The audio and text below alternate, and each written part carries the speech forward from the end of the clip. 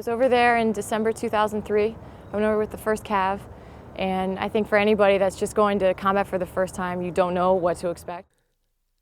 Kate served as a medic and mental health specialist at Camp Blackjack, Iraq. And I was up in a tower, and we got hit in the tower, and we just remember thinking we got mortared. And that was the first time, and we heard about it all the time, but that was the first time that I was mortared. Kate saw all the horrors of combat during that tour. But it wasn't until I went back, now that I'm out of the service, I went back as a journalist, and it was night and day.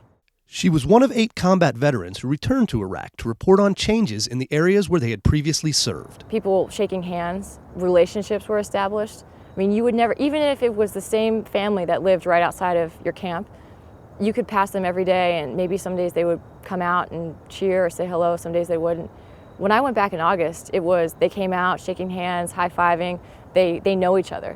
You know, how did last night go? You know, you said you had to go to the store, did everything go okay? You went to the market, and you know, just small talk, and something like that to me spoke volumes.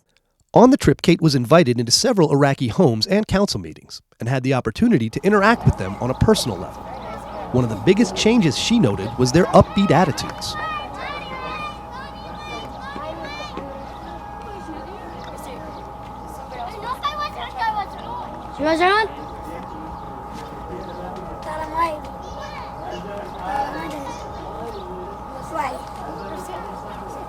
You know, I understand, and as we all do, there still are hot areas that pop up, but from what I saw, you know, we've got a pretty good handle on who is where, who shouldn't be where, and kind of what our best defense is for both ourselves, but also for the Iraqi people.